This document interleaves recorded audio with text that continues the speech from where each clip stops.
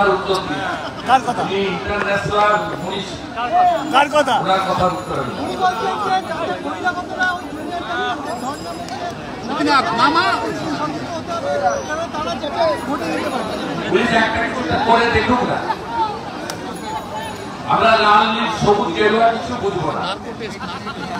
Junior ডাক্তাররা আক্রান্ত হলে ভারতীয় জনতা পার্টি বুঝে দেবে। 27 তারিখ নবান্ন অভিযানও ঝামেলা ছিল না, আমাদের কর্মী সমর্থকরা বুঝিয়ে দিয়েছে। এখনো 8 জন জেলে আছে, 204 জন অ্যারেস্ট হয়েছে। এখানকারও বিট্টু জয়সওয়াল রাজেল থেকে এসে ওর ছেলের জন্মদিন ছিল 1 তারিখে, 800 জনকে নিমন্ত্রণ করেছিল। করতে পারে আমরা কি এগুলো ভুলে গেছি? জুনিয়র ডাক্তারদের কেসাগ্র স্পর্শ করতে বলবো, তারপরে বুঝতে পারবেন। আমি ওর কথা উত্তর দেবো।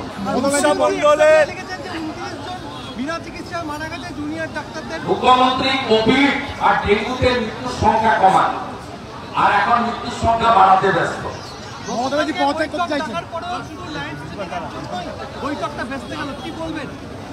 এটা মুখ্যমন্ত্রীর অহংকার, দম্ভ, বটকুল। যে একটা চরম মিথ্যাবাদী মুখ্যমন্ত্রী। লাইভ স্ট্রিমে বাংলার মানুষ দেখতো যে উনি ওনার পার্সোনাল চিকিৎসক ডাক্তার এসপি দাসকে দিয়ে কিভাবে দুর্নীতি করেছেন। আজকে সন্দীপ ঘোষের বাড়ি থেকে ডাক্তারি মেডিকেল পরীক্ষার খাতা প্রশ্ন পাওয়া যায়, ভাবতে পারছেন? আমি তো তালিকা প্রকাশ করে দিতে পারি। নির্মল মাঝি সহ 20 জন তৃণমূল কংগ্রেসের প্রথম সারির নেতা মেয়ে অথবা ছেলেকে যখন আমাদের নিট চালু হয়নি, জয়েন্ট ক্লাস রাজ্যের হাতে ছিল, মিথ্যা নামে এখানে পাস করানো হয়েছে। ভুয়া ডাক্তার, ভুয়া শিক্ষকদের বিরোধিতা করলে কেস দেওয়া হচ্ছে। রূপসা মন্ডলের বাড়ি তৃণমূলীরা হামলা করে, যেহেতু কেস দিবে আজকেই কলকাতা হাইকোর্টের মহামান্য বিচারপতি রাজশ্রী ভরদ্বাজ হাওড়া পুলিশ এবং কলকাতা পুলিশকে ভর্ৎসনা করেছেন। 4 জন ছাত্র নেতাকে গ্রেপ্তার ইলিগাল ঘোষণা করেছে কলকাতা হাইকোর্ট আজকে। মুখ্যমন্ত্রী লাইভ স্ট্রিমিং নিয়ে বলছেন যে সুপ্রিম কোর্টের বিষয়টি বিচারাধীন, তাই লাইভ স্ট্রিমিং কথা বলছেন। উনি যখন খিচমেরি ফলো করেন সামনে পিছনে ক্যামেরা দিয়ে করেন, আপনাদের ক্যামেরা থাকে কখনো আপনারা শীতকালে চা বাগানে চা হয় না, কুয়াশাতে গেছিল কুয়াশাতে গিয়ে চা শ্রমিকদের ডেকে চায়ের ছবি তুলেছে এদের দিকে। ঢাকায় গেছিল, শুকনো জায়গায় দাঁড়িয়ে আছে, ছবি তোলার জন্য জলে নেমেছে। কথা মনে ছিল না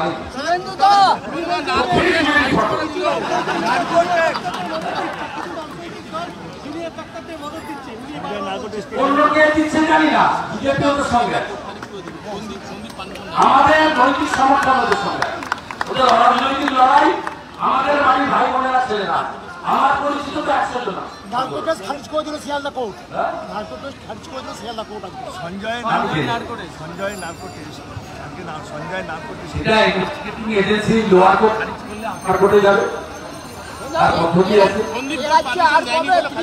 আমি সুপ্রিম কোর্টে বুধবার দিন সিবিআই স্ট্যাটাস রিপোর্ট বা তাদের যে রিপোর্ট সাবমিট করার আগে আমাদের কারো মন্তব্য করা ঠিক না।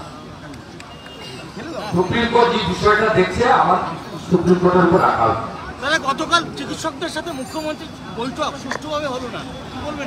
মুখ্যমন্ত্রী দাঁড়িয়েছিল, এর জন্য মুখ্যমন্ত্রী দায়ী। মুখ্যমন্ত্রীকে আগে জানতো না তারা আসবে নাকি?